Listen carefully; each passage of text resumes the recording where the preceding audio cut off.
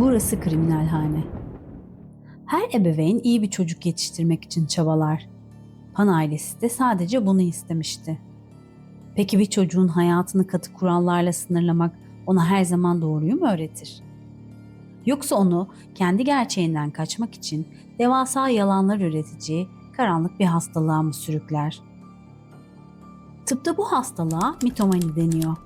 Yani patolojik yalan söyleme hastalığı. 24 yaşında genç bir kız bu hastalıkla ailesinin sonunu getirdi. Mitomanlar bir süre sonra kendi kurdukları o sahte gerçekliğe öylesine inanırlar ki o yalanı korumak için yapamayacakları hiçbir şey yoktur.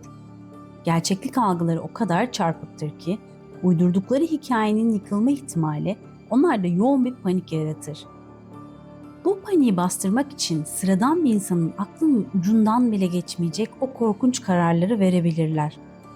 En sevdiklerine, kendi ailelerine zarar vermek bile bu seçeneklerin arasındadır. Bugün size kusursuz bir evlat maskesinin altında tarihin en dikkat çekici mitomanlarından birine dönüşen Jennifer Pann'ın yalanlarından vazgeçemediği için ailesinden nasıl vazgeçebildiğinin gerçek hikayesini anlatıyoruz.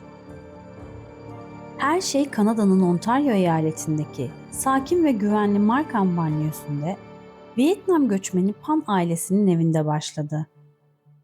Han ve Beach Pan çifti Kanada'ya mülteci olarak gelmiş, otomobil parçası üreten fabrikalarda yıllarca didinerek kendilerine saygın, orta sınıf bir hayat kurmayı başarmışlardı. Bu zorlu geçmiş onların çocuklarına bakış açısını da şekillendirmişti. İki çocukları vardı, Felix ve Jennifer. Özellikle kızları Jennifer için kusursuz, pırıl pırıl bir gelecek hayal ediyorlardı. Onu bir altın çocuk olarak yetiştirmek istediler. Ailenin gözünde başarı sadece yüksek notlar almak veya iyi bir meslek sahibi olmak demek değildi. Başarı ailenin onurunu temsil ediyordu. Jennifer daha küçük yaşlardan itibaren bu devasa beklentinin altına sokuldu. 4 yaşında piyano derslerine başladı. Ardından figüratif buz pateni eğitimleri geldi. Hedef, kış olimpiyatlarına katılacak kadar iyi bir sporcu olmasıydı. Psikolojide buna tiger parent, yani kaplan ebeveynlik deniyor. Çocuğun bireysel mutluluğunu tamamen yok sayan, sevginin ve onayın sadece kusursuz başarıya bağlandığı o acımasız ve baskıcı yetiştirme tarzı. Dolayısıyla bu yoğun tempoda evdeki kurallar bir askeri kampı, hatta bir hapishaneye andırıyordu. Partilere gitmek yasaktı. Okul dışı sosyal etkinlikler yasaktı. Erkek arkadaş edinmek kesinlikle yasaktı. Ve en büyük günah ise derslerden düşük not almaktı. Fakat Jennifer ailesinin zihninde yarattığı o kusursuz çocuk değildi. Lise yıllarına geldiğinde buz pateni antrenmanlarında yaşadığı bir sakatlık olimpiyat hayallerini bitirdi. Üstelik akademik olarak da çok zorlanıyordu. Notları ailesinin beklediği A seviyesinden B'lere düşmeye başlamıştı. Birçok aile için bu son derece normal bir durum olabilirdi. Ancak Pan evinde bu tam bir felaket senaryosuydu. Jennifer ailesinin gazabından ve yaşayacakları hayal kırıklığından o kadar korkuyordu ki kendince bu yüzleşmeden kaçmak için daha sonra çığ gibi büyüyeceğinden habersiz ilk yalanını söylemeye karar verdi. Karnesindeki zayıf notları bilgisayar ortamında ustaca değiştirerek sahtelerini hazırladı.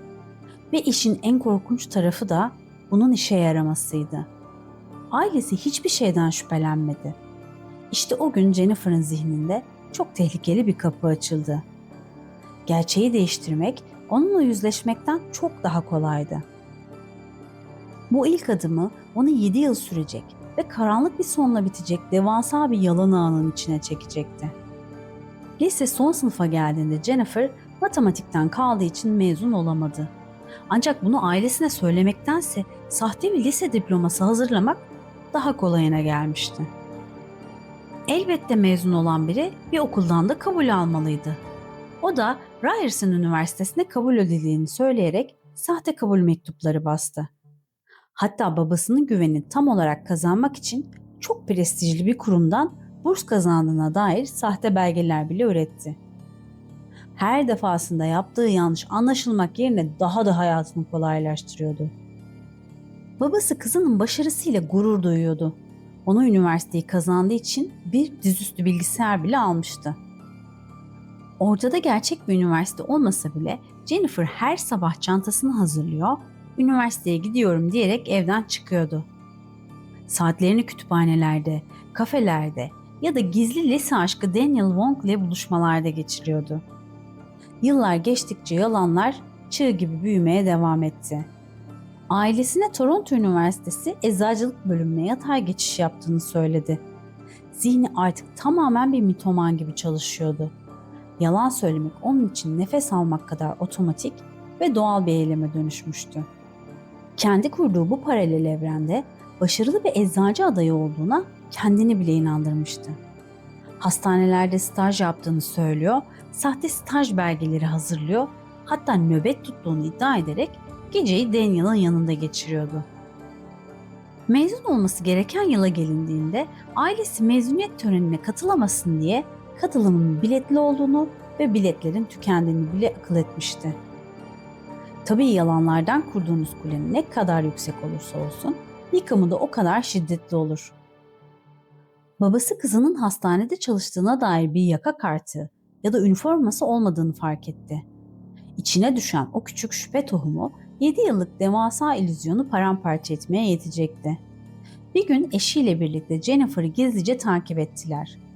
Onu gönüllü çalıştığını söylediği hastanenin kapısına içeri hiç girmediğini gördüler. Gerçek Pan ailesinin yüzüne sert bir tokat gibi çarptı. Kızları yalancıydı. Ailenin tepkisi son derece sert oldu. Kusursuzluğun önemli olduğu bu ebeveynlik anlayışında kızlarını psikoloğa götürmek ailenin kendi başarısızlığını kabullenmesi demekti. Bu yüzden yaşananları psikolojik bir çöküş olarak değil, affedilmez bir itaatsizlik olarak görüp onu tedavi ettirmek yerine daha da karanlık bir kafese kapattılar. Jennifer'ın cep telefonunu ve bilgisayarına el koyup onu eve hapsederek hayatı üzerindeki kontrolleri geri almaya çalıştılar. Artık sadece ailesinin izin verdiği zamanlarda evden çıkabiliyor, arabasına yerleştirilen takip cihazıyla her adımı izleniyordu.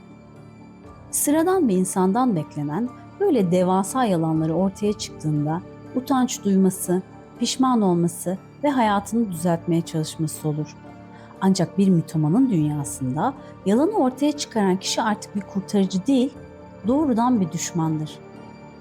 Jennifer gerçeği kabullenmek ve o utançla yüzleşmek yerine o gerçeği yüzüne vuran insanları ortadan kaldırmaya karar verdi. Kendisini bir kurban olarak görüyordu. Ona göre ailesi onun hayatını çalan zalim gardiyanlardı. Eski erkek arkadaşı Daniel Wong'la yeniden iletişime geçti. Daniel'ın karanlık bağlantıları vardı ve Jennifer'a korkunç bir teklif sundu. Eğer ailesi aradan çıkarsa Jennifer $500.000 hayat sigortası ve mirasın tek sahibi olacaktı. Böylece ikisi hem özgür kalacaklar hem de zengin olacaklardı. Bu hastalıklı fikir kısa sürede şeytani bir plana dönüştü. Jennifer ailesinin ortadan kaldırılması için $10.000 karşılığında kiraladığı kişilerle anlaştı. Takvimler 8 Kasım 2010 gecesini gösterdiğinde plan tıkır tıkır işliyordu. Jennifer'ın kardeşi Felix evde değildi. Anne ve babası ile birlikteyken dışarı çıkıp ön kapının kilidini gizlice açtı. Dakikalar sonra silahlı 3 adam eve daldı. Anne ve babayı zorla bodrum katına indirdiler. Jennifer ise üst katta elleri arkadan sözde bağlanmış bir şekilde bekliyordu. Bodrum katından korkunç sesler yükseldi. Annesi olay yerinde trajik bir şekilde hayatını kaybetmeden önce kızı için adamlardan merhamet dilenmişti. Babası ise yüzünden ve omzundan vurulmasına rağmen mucizevi bir şekilde hayatta kalabildi. Failler evden kaçtıktan hemen sonra Jennifer 911'i aradı.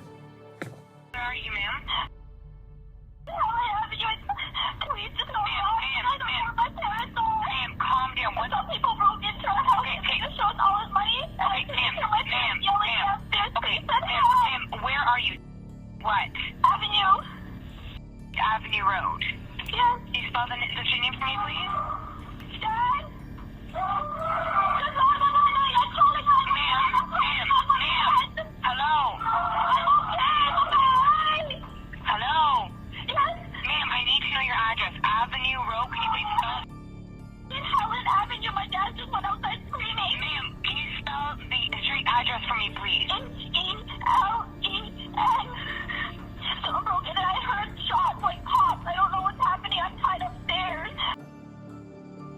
ses kaydı bugün bile dinleyenlerin kanını donduracak kadar yapay bir performanstı. Telefondaki ses ağlıyor, çığlık atıyor, panik içindeymiş gibi konuşuyordu. Ancak uzmanlar o kaydı incelediklerinde bu paniğin ne kadar da kurgusal olduğunu düşündüler. Jennifer kusursuz bir kurban rolü oynuyordu. Ancak kusursuz yalan yoktur. Kendince o geceyi ustaca kurguladığını düşünürken hesaba katmadığı tek bir şey oldu. Babasının komadan uyanması. Babası Hampan, hastanedeki yaşam savaşını kazandı ve gözlerini açtığında polislere her şeyi değiştirecek o cümleyi kurdu. Kızım o gece eve giren adamlarla fısıldaşıyordu. Elleri de bağlı değildi. Bu ifade dedektiflerin Jennifer üzerindeki bakış açısını anında değiştirdi. Sorgu odasındaki o anlar kriminal psikoloji tarihine geçecek nitelikteydi.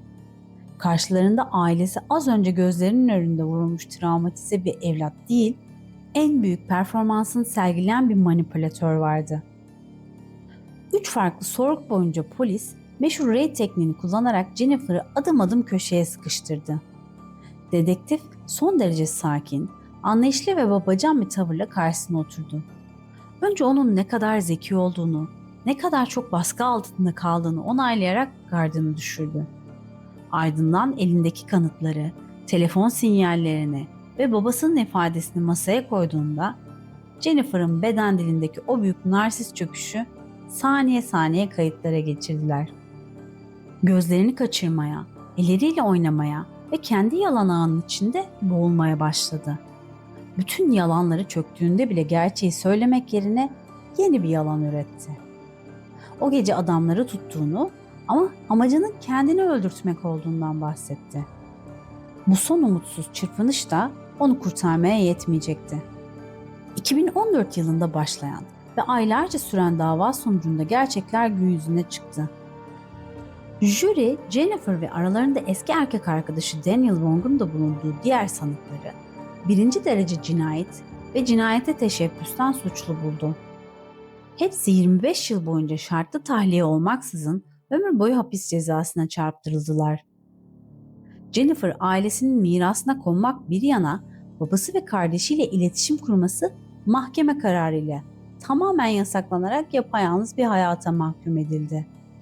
Bu sarsıcı olay sadece Kanada'da değil tüm dünyada büyük yankı uyandırdı. Aşırı beklenti ve baskının ne gibi psikolojik yıkımlara yol açabileceği uzun süre tartışıldı. Gazeteci Jeremy Grimaldi bu vakayı detaylı bir şekilde inceleyen Bir Kızın Ölümcül Yalanı adlı çok satan bir kitap kaleme aldı. Yakın zamanda Netflix'te yayınlanan What Jennifer Did isimli belgeselde olay yeri kayıtları ve sorgu kasetleriyle bu karanlık dosyayı yeniden dünyanın gündemine taşıdı. Jennifer Pan bugün hapishane hücresinde kurduğu o devasa yalanın bedelini ödemeye devam ediyor. Ancak bu vaka geride çok karanlık ve cevapsız bir soru bırakıyor. Onu bu acımasız cinayete iten şey, içindeki o durdurulamaz mitomani miydi? Yoksa ailesinin onun üzerinde kurduğu o nefes aldırmayan hastalıklı kusursuzluk baskısı mı? Bu zor sorunun cevabını yorumlarda tartışmak isteriz. Abone olarak ve beğen tuşuna basarak bizlere büyümemizde destek olabilirsiniz. İzlediğiniz için teşekkürler.